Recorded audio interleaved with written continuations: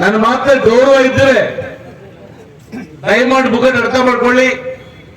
ಈ ಸ್ಟ್ರೈಕ್ ಅನ್ನ ಇವತ್ತು ಮುಕ್ತಾಯಗೊಳಿಸಿ, ಅರ್ಥ ಮಾಡ್ಕೊಳ್ಳಿ. ಈ ಸ್ಟ್ರೈಕ್ ಅನ್ನ ಇವತ್ತು ಮುಕ್ತಾಯಗೊಳಿಸಿ. ನಾನು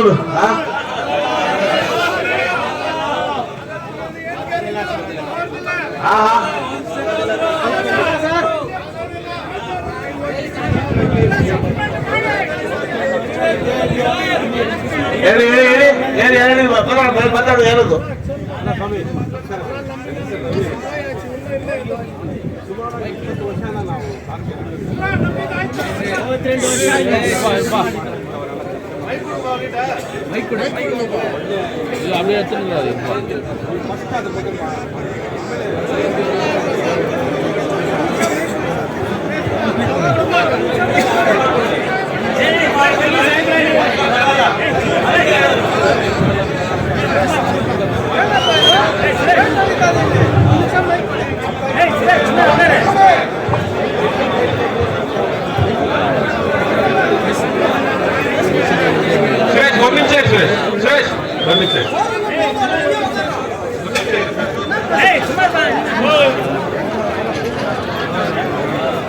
ನೋಡಿ, ದಯಮಾಡಿ ಹೇಳ್ತೀನಿ ಕೇಳಿ. ನಿಮ್ಮ ಸಮಸ್ಯೆ ಪರಿಹಾರ ಮಾಡಿದ ಒಂದು ನಿಮಿಷಪ್ಪ, ನಿಮ್ಮ ಸಮಸ್ಯೆ ಪರಿಹಾರ ಮಾಡಿದ central government, not state government. Central government ಅಲ್ಲಿ ಯಾರು ಕೂಡ ತಲೆ ಹಾಕಿದ್ದ? ಮತ್ತೆ ಇಲ್ಲಿ ಕೂತು ಧರಣಿ ಮಾಡೋದ್ರಿಂದ ಸೆಂಟ್ರಲ್ ಗೌರ್ಮೆಂಟ್ ಬಂದಿಲ್ಲ ಅಂದ್ರೆ ನೀವೇನ್ ಮಾಡ್ತೀರಿ?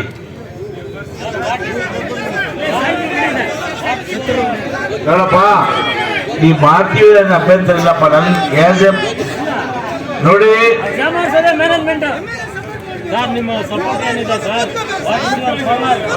ಸ್ವಾಮಿ ಕೇಳ್ರಿ, ಇಲ್ಲಿ ಕೂತ್ಕೋಬೇಕು ಅಂದ್ರೆ ನಮ್ಗೆ ಕೇಳ್ದೇನೆ ಮಾಡಿದ್ರಿ. ಕೇಳ್ರಿ, ಈಗ ನೀವು ಧರಣಿ ಮಾಡ್ಬೇಕಾದ್ರೆ ಮುಂದೆ ಬಂದು ಒಂದು ನಿಮಿಷ ಮುಂದೆ ಬಂದು ಎಲ್ಲ ಎಮ್ಮೆಗಳು ಸೇರಿಸಿ ನೀವು ಡಿಸ್ಕಷನ್ ಕೂತ್ಕೋಬೇಕಾಗಿತ್ತು. ನಾವು ಕೂತ್ಕೊಂಡು ಏನ್ ಮಾಡೋದಿಲ್ಲ. ಪರಿಹಾರ ಯಾರು ಕೊಡ್ತಾರೆ? ಸೆಂಟ್ರಲ್ ಗೌರ್ಮೆಂಟ್ ಬರೋದಿಲ್ಲ ಇಲ್ಲಿಗೆ. ನಿಮಗೆ ನೋಡಿ ಅರ್ಥ ಆಗ್ತಾ ಇಲ್ಲ. ಈಗ ನಾವು ನೀವು ಧರಣಿ ಮಾಡೋದ್ರಲ್ಲಿ ನಮಗೆ ಅಭ್ಯಂತರ ಇಲ್ಲ, ಆದ್ರೆ ಪರಿಹಾರ ಸಿಗುತ್ತಾ ಆದೇಶ ಮಾಡಿ. ಸಿಕ್ಕಬಹುದು ಸರ್. ಹೆಂಗೆ ಹೆಂಗೆ ನೀವಿದ್ರಲ್ಲ, ಸ್ವಾಮಿ ನೀವು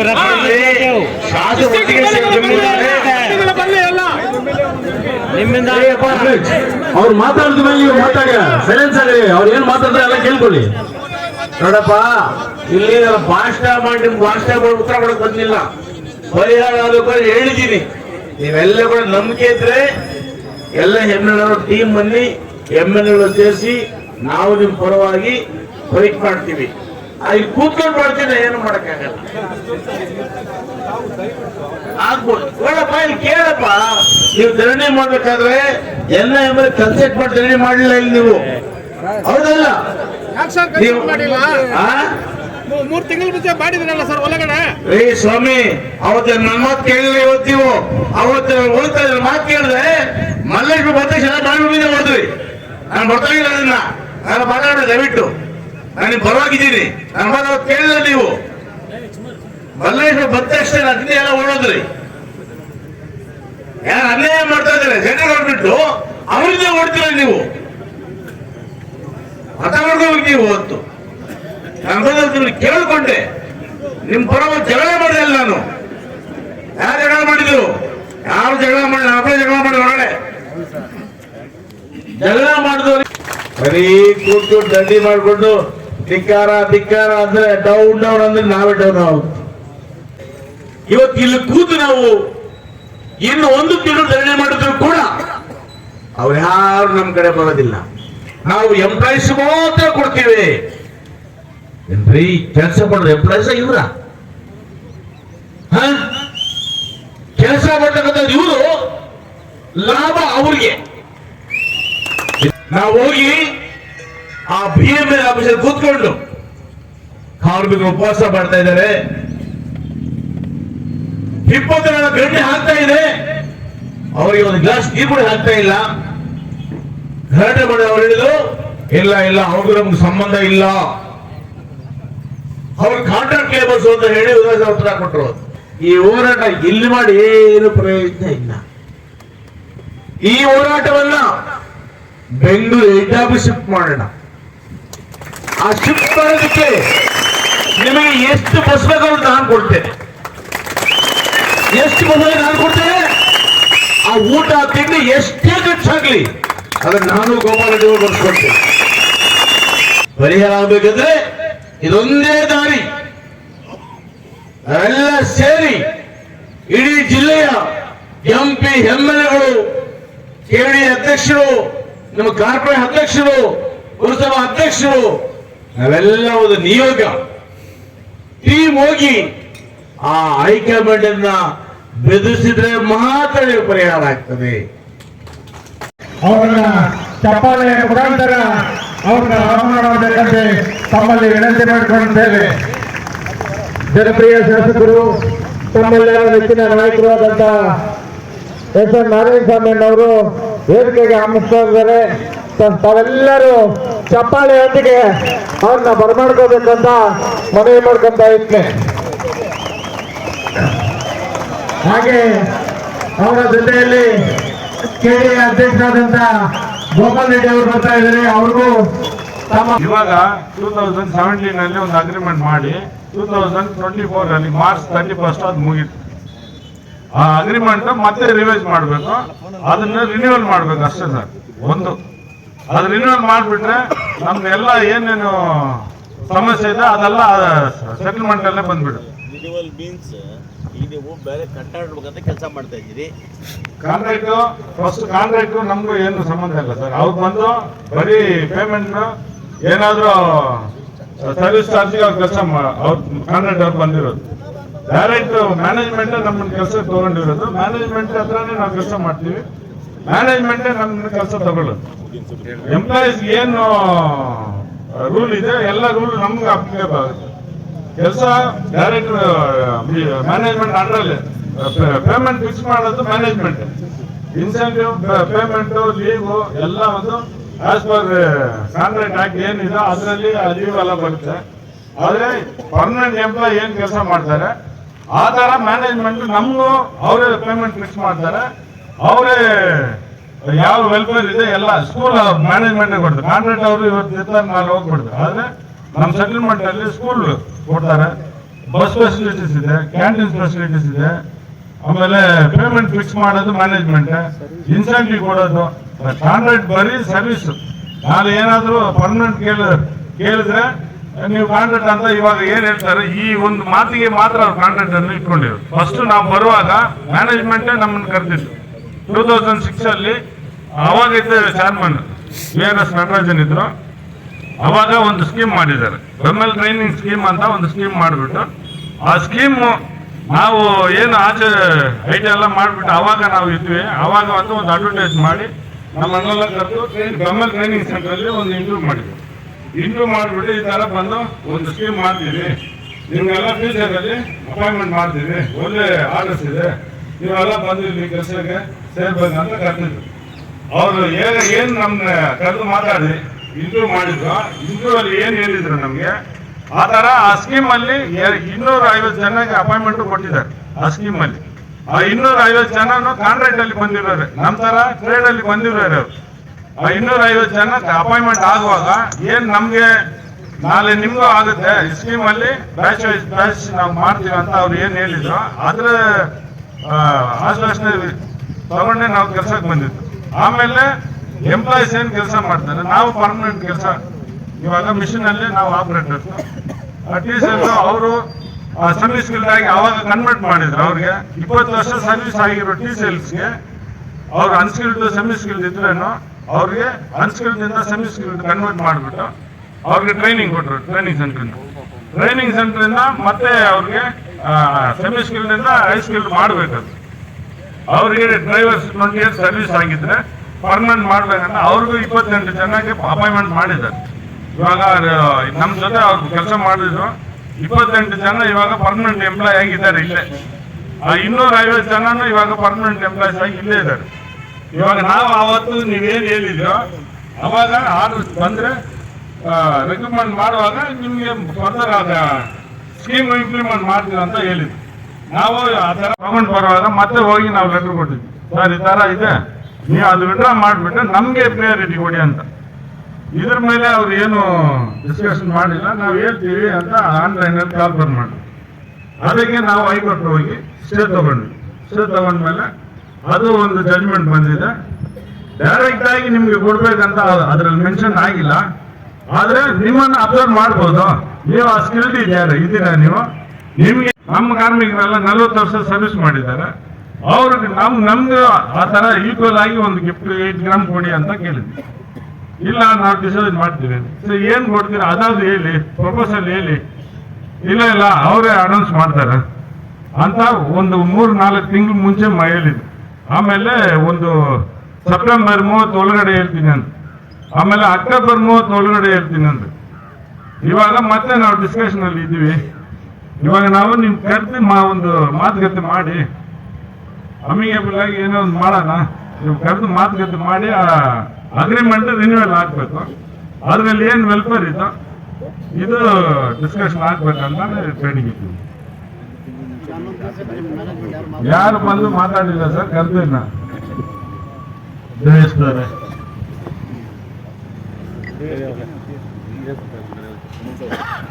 ಏನ್ ಮಾತ್ಕೊಂಡಿದ್ವಿ, ನಿನ್ನೆಲ್ಲ ಕರ್ಕೊಂಡೋಗಿ ಮ್ಯಾನೇಜ್ಮೆಂಟ್ ಹತ್ರ ಮಾತಾಡಿಸಿ ನಿಮ್ಮ ಸಮಸ್ಯೆಗಳಿಗೆ ಪರಿಹಾರ ಕೊಡ್ತೀವಿ ಅಂತ ಕೂಡ ನಾವು ಹೇಳಿ. ಬಂಧುಗಳೇ, ಇವಾಗ ಕೂಡ ಇವತ್ತು ಈ ಸಮಾಜದಲ್ಲಿ ವಿಶೇಷವಾಗಿ ಹಿಂದೆ BL ಕಟ್ಟುವಾಗ ನೆಹರೂರವರು, ಇಂದಿರಾ ಗಾಂಧಿಯವರು, ಅಂದಿನ ಕಾಂಗ್ರೆಸ್ ಸರ್ಕಾರ ಸ್ಥಳೀಯವಾಗಿ ಎಲ್ಲ ಜನಾಂಗಕ್ಕೆ ಕೂಡ ಕೆಲಸ ಕೊಡಬೇಕು ಅಂತ ಹೇಳಿ ಸನ್ಮಾನ್ಯ MV ಕೃಷ್ಣಪ್ಪನವರು ಕೇಂದ್ರ ಮಂತ್ರಿ ಆಗಿದ್ದಾಗ ಈ BML ಕಾರ್ಖಾನೆಯ ಸ್ಥಾಪನೆ ಮಾಡಿದ್ದು ನಮಗೆಲ್ಲ ಕೆಲಸ ಕೊಡಬೇಕು. ಇವತ್ತು ನಾವು ಈ BML ಕಾರ್ಖಾನೆ ನಂಬಿ ಭಾರತ್ ಗೋಲ್ಡ್ ಮೈನ್ ಸ್ಥಾಪನೆ ಆದ್ಮೇಲೆ ವಾಜಪೇಯಿ ಸರ್ಕಾರದ ಬಂದ ತಕ್ಷಣ ಈ ಗೋಲ್ಡ್ ಮೈನ್ ಸ್ಟಾಪ್ ಮಾಡಿದ್ರು.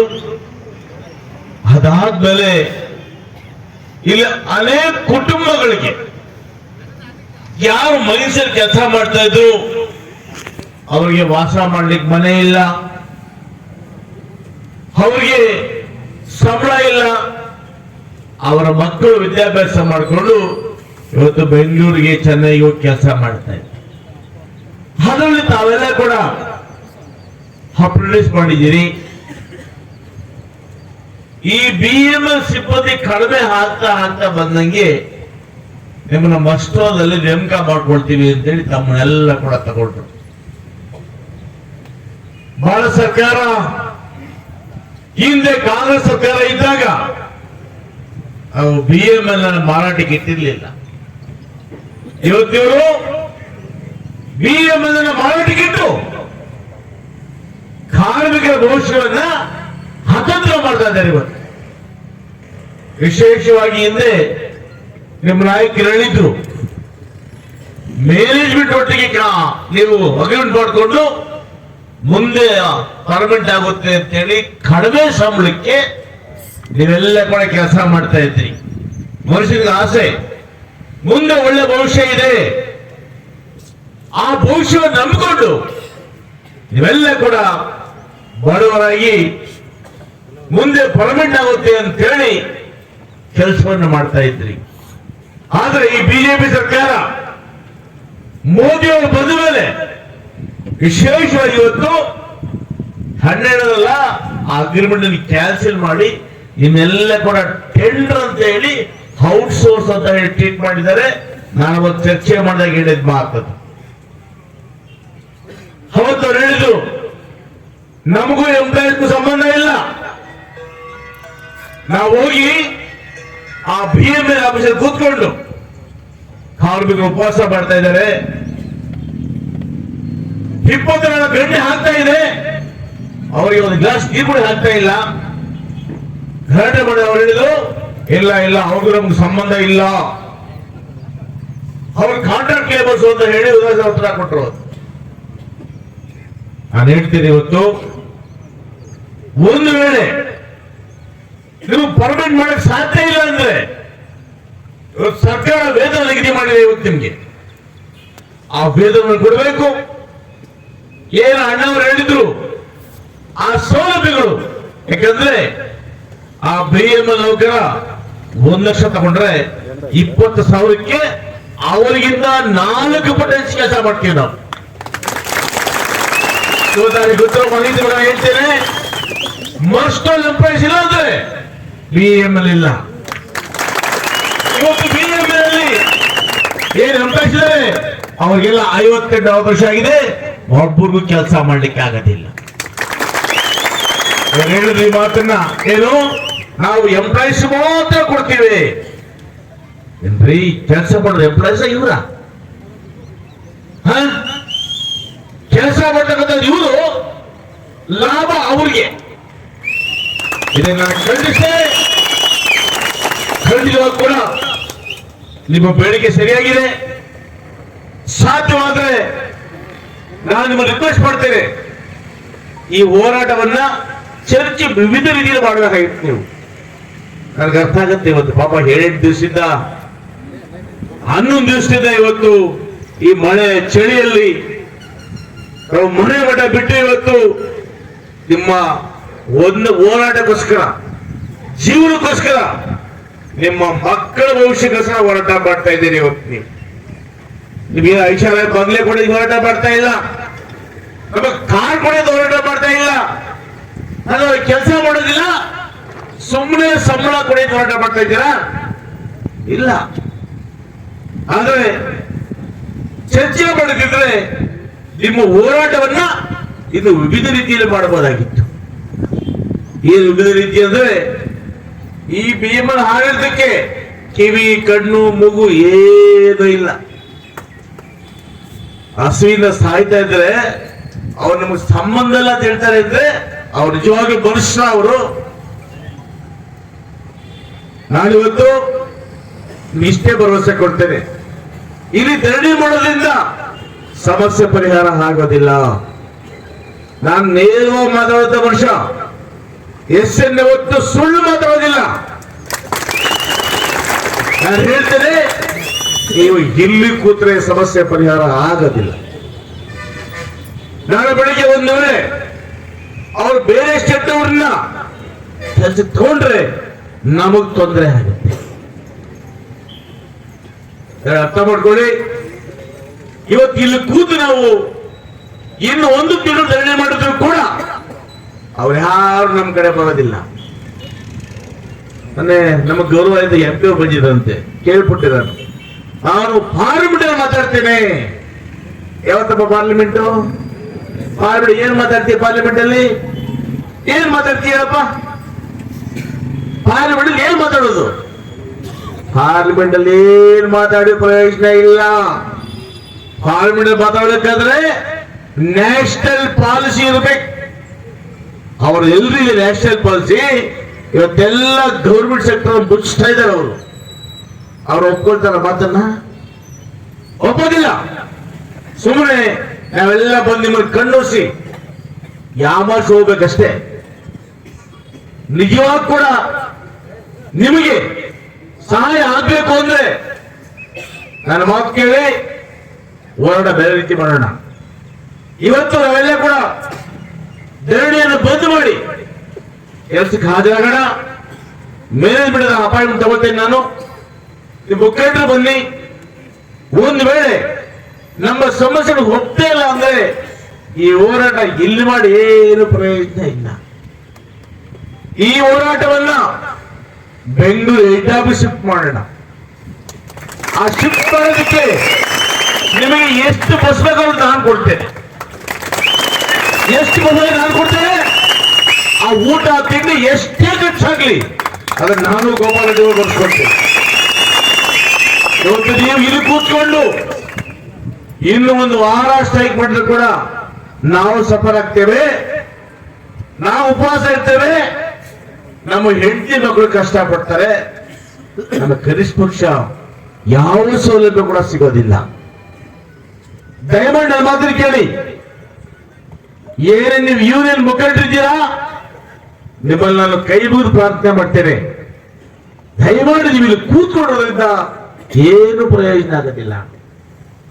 ಯಾರೋ ಬರ್ಬೇಕಂತ ಬರ್ತಾರೆ, ಭಾಷಣ ಮಾಡ್ತಾರೆ, ಹೋಗ್ತಾರೆ. ನಿಮ್ಗೆ ಹೊಟ್ಟೆ ತುಂಬುತ್ತಾ? ನಿಮ್ ಕೆಲಸ ಆಗುತ್ತಾ? ಇಲ್ಲ. ದಯಮಾಡಿ ಕೇಳಿ, ಈ ಹೋರಾಟ ವೈರಸ್ನ ಕೂತ್ಕೊಂಡಿದ್ರೆ ಏನೂ ಸಿಕ್ಕಿಲ್ಲ. ನಾನು 8 ಸತಿ ನೋಡಿದೆ, KGF ಕ್ಷೇತ್ರದಲ್ಲಿ ಮಾಡ್ತಾ ಇದ್ದಾರೆ, ಯಾರು ಸ್ಪಂದನೆ ಸಿಗುತ್ತಾ ಅಂತ. ಸಹೋದರಿ ರೂಪ ಕೂಡ ಬಂದು ಹೋಗಿದ್ದಾರೆ, ಹೇಳಿದ ರೂಪವನ್ನ, ಅಣ್ಣ ಅಪಾಯಿಂಟ್ ಕೊಟ್ಟಿದ್ದಾರೆ ಅಣ್ಣ, ಶನಿವಾರ 50 ಕೊಟ್ಟಿದ್ದಾರೆ, 19 ಕೊಟ್ಟಿದ್ದಾರೆ ಅಣ್ಣ, ಹೋಗಿ ಬರ್ತೀರಿ ಅಂತ. ಹೋಗಿ ಏನಮ್ಮ ಮಾಡ್ತೀಯ ನೀನು? ಹೋಗತ್ತರಿ, ಆದ್ರೆ ಒಬ್ಬೊಬ್ಬರೇ ಹೋದ್ರೆ ಪ್ರಯೋಜನ ಆಗೋದಿಲ್ಲ. ನಾನು ಇವತ್ತು ಹೇಳ್ತೇನೆ, ನಮ್ಮ ಜಿಲ್ಲೆಯ ಕಾರ್ಮಿಕರ ಪರವಾಗಿ ಜಿಲ್ಲೆಯ ಎಲ್ಲ ಶಾಸಕರು ಪಕ್ಷಾತೀತವಾಗಿ ನಮ್ಮೊಟ್ಟಿಗೆ ಎಪ್ಪಿ ನಾವೆಲ್ಲ ಒಟ್ಟಿಗೆ ಹೋಗಿ ನೀವು ಪರಿಹಾರ ಮಾಡಿಲ್ಲ ಅಂದರೆ ನಾವು ಕೋಲಾರ KGF ಬಂಗಾರ ಬಿಡನ್ನ ಬಂದ್ ಮಾಡ್ತೇವೆ ಅನ್ನೋದನ್ನ ಹಾಕ್ತಾರೆ. ಹಾಗಾದ್ರೆ ಒಬ್ಬೊಬ್ಬರ ಬಾರ ಹೋಗ್ತಾರೆ, ಟೀ ಕೊಡ್ತಾರೆ, ಅವ್ರು ಕೂರಿಸ್ತಾರೆ, ಅವ್ರ ಕಾನೂನು ಬುಕ್ ತೋರಿಸ್ತಾರೆ, okay okay yes yes okay okay ಕರ್ಕೊಂಡು ಬರ್ತೀವಿ. ನಿಮ್ಮ ಮಠ ತುಂಬುತ್ತಾ? ನೀವು ಪರಿಹಾರ ಸಿಗುತ್ತಾ? No, impossible. ಸಿಗುವುದೇ ಪರಿಹಾರ ನಿಮ್ಗೆ. ಪರಿಹಾರ ಸಿಗಬೇಕು ಅಂದ್ರೆ ಧರಣಿ ಮಾಡೋದ್ರಿಂದ ಸಮಸ್ಯೆ ಪರಿಹಾರ ಆಗೋದಿಲ್ಲ. ಆಗುತ್ತಾ ಹೇಳಿ, ಆಗುತ್ತಾ?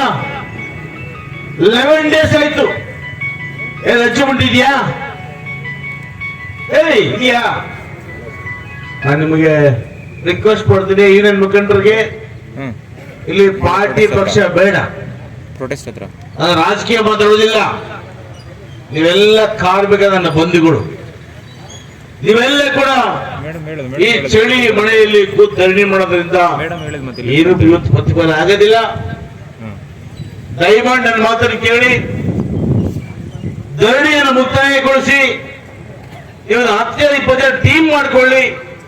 ಅಷ್ಟೇ ನಿಮ್ಮ ಟೀಮ್ ಅನ್ನು ಮೊದಲು ನಾನೇ ಬರ್ತೀನಿ ನಿಮ್ಮೊಟ್ಟಿಗೆ, ಎಲ್ಲ MLA ಹತ್ರ ಮಾತಾಡೋಣ. ಇಲ್ಲ ಅಂದ್ರೆ ಬೆಳಗಾಮಲ್ಲಿ ಸೆಷನ್ ಇದೆ, ಅವತ್ತು ಎಲ್ಲ MLA ಸಿಗ್ತಾರೆ, ಅವನ್ನೆಲ್ಲ ನಾನೇ ಒಗ್ಗೂಡಿಸ್ತೀನಿ. ಅವನ್ನೆಲ್ಲ ಕರ್ಕೊಂಡು ಒಟ್ಟಿಗೆ ಹೋದ್ರೆ ಮಾತ್ರ ನಿಮ್ಗೆ ಏನಾದ್ರೂ ಸ್ವಲ್ಪ ಮಟ್ಟಿಗೆ ಪರಿಹಾರ ಸಿಗಬಹುದು ಅಂತ ಹೇಳಿ ನನ್ನ ಅನಿಸಿಕೆ. ದಯಮಾಡಿ ಯೋಚನೆ ಬಂಧುಗಳೇ, ನಾನು ರೂಪಮ್ಮ ನಾವೆಲ್ಲ ನಿಮ್ಮ ಪರವಾಗಿದ್ದೇವೆ, ಆದರೆ ನಿಮ್ಮ ಸಮಸ್ಯೆಗೆ ಪರಿಹಾರ ಆಗ್ಬೇಕಲ್ವಾ?